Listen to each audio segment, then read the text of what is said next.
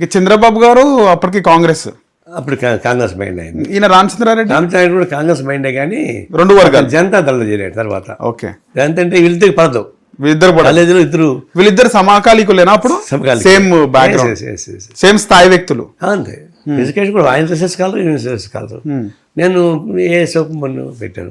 అంటే ఆ రెండు గ్రూపుల మధ్య ఏఎస్ఓ పెట్టాను నేను. ఓకే, మాకు కొంచెం ఇమ్మీడియట్గా అట్రాక్ట్ అయింది బాగా. మాకంటే నాన్ క్యాస్ట్ నాని ఉంటాయి. గొడవలు జరిగినాయా మీకు చంద్రబాబు నాయుడుకి? అదే చెప్తున్నా. ఫస్ట్లో సజ్జల రామకృష్ణ రెడ్డి ఉన్నాడు ఇప్పుడు. అవును, వాళ్ళ అన్న సజ్జల దివాకర్ రెడ్డి. ఓకే, అతను మా పార్టీ క్యాండిడేట్. ఆయన మా పార్టీ ఫ్యామిలీ కడప నుంచి తెలుసు. ఓకే, ఎస్ఎఫ్ తరఫున చైర్మన్ గాని పెట్టాం. అప్పుడు వాళ్ళు ఒక గ్రూపు, వీడో గ్రూపు, 3 గ్రూపులు అయినాయి. అప్పుడు ఫైట్ చేసిన క్రమంలో స్లోగా రామచంద్రారెడ్డి రెడ్డి క్యాండిడేట్ కాబట్టి సపోర్ట్ చేశాడు.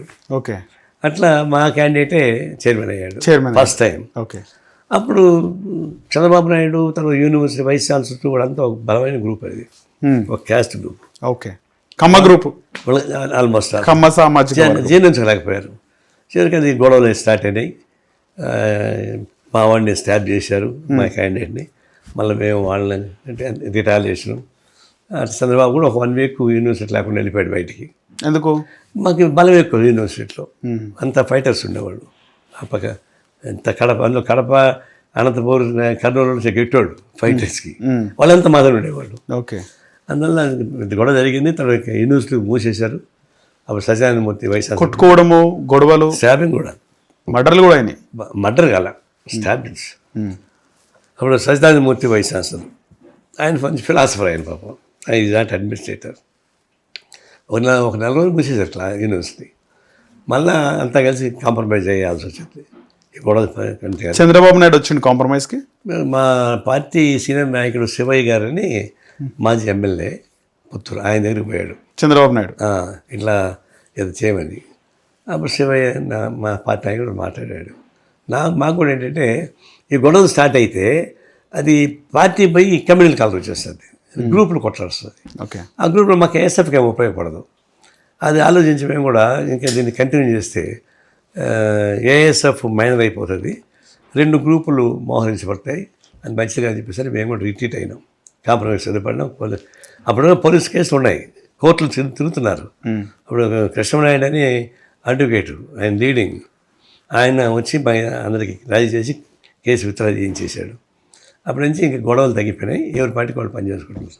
ఈ లోపల ఏమైందంటే ఈ కాంగ్రెస్ పార్టీ ఇంటికి చేరడం, జనతా పార్టీ ఏర్పాటు చేయడం, దాంతో రామచంద్రారెడ్డి జనతా పార్టీ వైపు, నీలం సంజయ్ రెడ్డి శిష్యుడు ఆయన అటువైపు అయ్యాడు. చంద్రబాబు నాయుడు కాంగ్రెస్ పార్టీ మైండ్ కాబట్టి కాంగ్రెస్లో ఉన్నాడు. తర్వాత కాంగ్రెస్ ఇంటికి స్ప్లిట్ అయింది.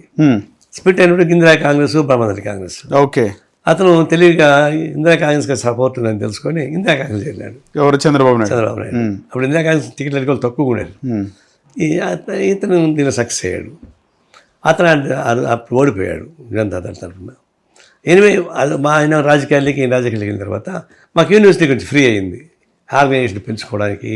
అది అట్లా మేము దాదాపు 10 ఏళ్ల పాటు యూనివర్సిటీ ఏకపక్షంగానే యూనియన్లు గెలిచేవాళ్ళం. ఏఎస్ఎఫ్ అందరూ ఒకటైతే కూడా అంత పవర్ఫుల్గా స్టార్ట్ చేసాం.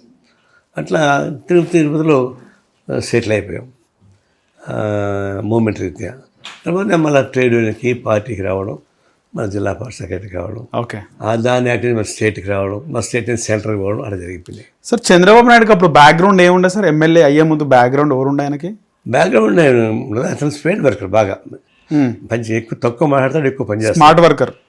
గొడవలు కొట్లాడలకు వెళ్తుండేనప్పుడు అది కూడా అది డైరెక్ట్గా నిలబడ్డాడు ఎప్పుడు, కానీ ఇండైరెక్ట్గా చేస్తాడు తెలివితో.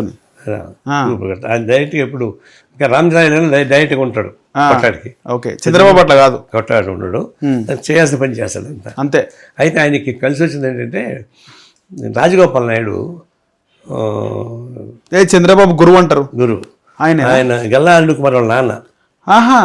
ఆయన మంచి రాజకీయ నాయకుడు, ఫ్రీడమ్ ఫైటరు, గాంధీయిస్ట్. ఆయన గాంధీవాదం. ఆయన రాజకీయాలకి ఇందిరాగాంధీ ఆయన పక్కన, ఎందుకంటే చెంగలరాయ నాయుడు, రాజగోపాల్ నాయుడు ఇద్దరు బంధువులైనా ఇద్దరికి గ్రూప్ కాదు. ఈయన చాలా నమ్మదస్తుడు, ఆయన కలిసి రుబాబు. అంటే ఇప్పుడు గల్లా జయదేవ్ వాళ్ళ తాతయ్య గారు చంద్రబాబుకు లిఫ్ట్ ఇచ్చారు. అంతేనా? ఎస్ వాళ్ళ తాత కరెక్టే. ఓకే.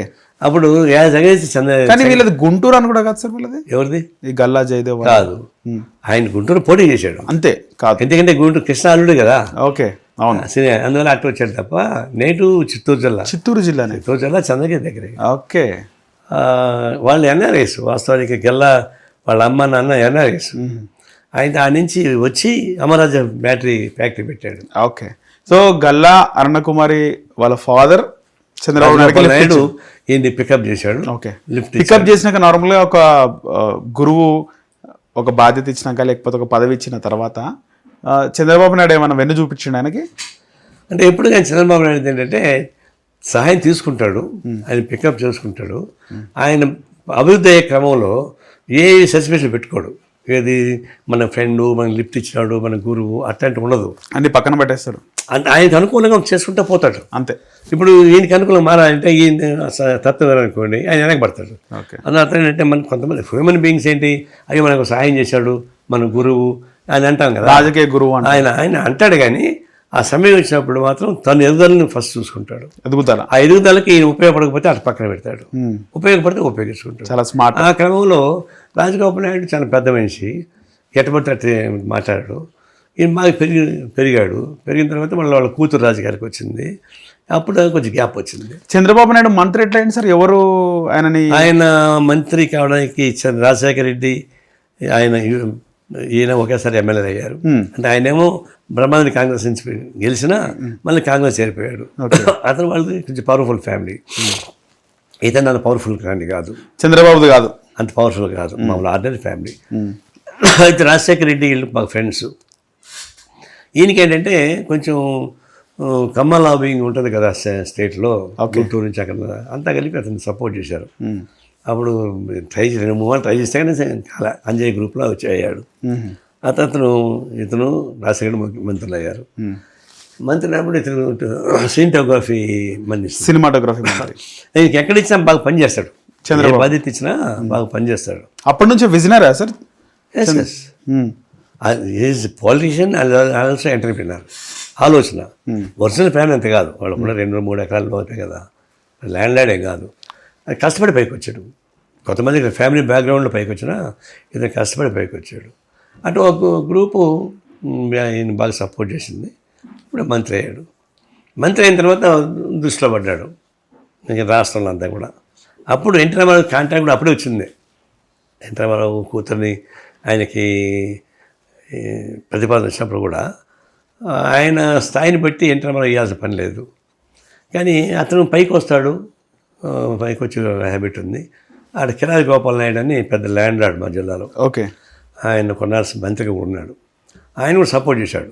కుర్రాడు యాక్టివ్గా ఉన్నాడు కాబట్టి అట్లాంటి మీ అల్లుడు చేసుకుంటే నీ ఆస్తి ఆయనకి అవసరం లేదా అని అట్లా కన్విన్స్ చేశారు. అట్లా మేనేజ్ అయిపోయింది. ఎన్టీ రామారావు అయినాక ఆయన కొంచెం ఇంకా జస్ట్ కలిసి వచ్చింది.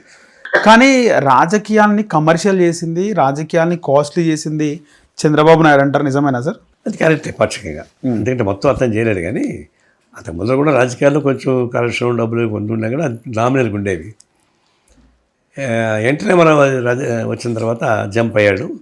ఈయన కూడా తర్వాత ఫస్ట్లో ఎన్టీ రామారావుతో పాటు ఈయన రాలే. అవును, కాంగ్రెస్ నుంచి పోటీ, మళ్ళీ కాంగ్రెస్ నుంచి పోటీ చేశాడు. ఓడిపోయినాక మళ్ళీ వచ్చి జాయిన్ అయినాడు. అంటే నమ్మకం లేకుండా సార్ ఎన్టీఆర్ పార్టీ గెలుస్తుంది అని చెప్పి? అదే అంతర్గా 2-3 వాదాలు ఉన్నాయి. ఏదో కరెక్ట్ నాకు తెలియదు. ఒకటేమో నేను వస్తానని చెప్పినట్టు, ఎన్టీఆరే లేదు నువ్వు ఆడే ఉండు నేను వస్తానని తెలియదు కదా, ఎందుకంటే ఎన్టీఆర్ కూడా డౌట్ ఉండే, ఎన్టీఆరే ఆడే ఉండమని చెప్పినట్టు, ఆయన ఆడు ఉన్నట్టుగా. అంటే మంత్రి చేసింది కాంగ్రెస్ పార్టీ కదా సార్? అదే రేపు నేను గెలిచే కట్టగా రావచ్చు కదా, ఇప్పుడు ఎందుకని ఆయన చెప్పినట్టు, అందువల్ల ఆయన ఆగినట్టు ఒక కథనాలు ఉన్నాయి. రైట్. ఓడిపోయిన తర్వాత మళ్ళీ టీడీపీలో చేయడానికి పోతే వాళ్ళు ఒప్పుకోలేదు. టీడీపీలో వ్యతిరేకించారు. ఓకే, టీడీపీ వాళ్ళు. అవును, వ్యతిరేకిస్తే అప్పుడు మళ్ళా నాకు తెలిసినంత వరకు ఎన్టీఆర్ భార్య తీసుకోవాల్సిందే మనకు హామీ ఇచ్చాను కదా అని చెప్పి అన్ని అదంతా అఫిషియల్ చెప్పలేను. It is a rumour. Hit TV app, ఇందులో short news, live news, entertainment shows, movies, digital magazines తో పాటు మీ జిల్లా వార్తలను కూడా ఫ్రీగా చూడొచ్చు. ఇంకెందుకు ఆలస్యం, వెంటనే హిట్ టీవీ యాప్ ని డౌన్లోడ్ చేసుకుని ఫ్రీగా ఎంటర్టైన్మెంట్ పొందండి. Hit TV app. Hit TV app. Please download Hit TV app. Hit TV app ని ఫ్రీగా డౌన్లోడ్ చేసుకొని ఎంజాయ్ చేయండి. మీకు నచ్చిన ఎంటర్టైన్మెంట్ కోసం హిట్ టీవీ యాప్ ని ఫ్రీగా డౌన్లోడ్ చేసుకుని ఎంజాయ్ చేయండి. హిట్ టీవీ యాప్ ని డౌన్లోడ్ చేసుకుని ఆస్వాదించండి, ఆశీర్వదించండి. ఇంతమంది సెలబ్రిటీలు హిట్ టీవీ యాప్ ని డౌన్లోడ్ చేసుకోండి అని చెప్తున్నారంటే ఎంత మంచి యాప్ ఆలోచించండి. అమెరికా అమెరికా అమెరికా అమెరికాలో చదవాలనుకునే వాళ్ళకి విశ్వసనీయమైన పేరు మన శౌర్య కన్సల్టెన్సీ. UK లో 1 year masters. UK లో 1 year masters. 2 years work permit up to 5 years visa. Contact Saurya Consultancy. Contact 89851 89851.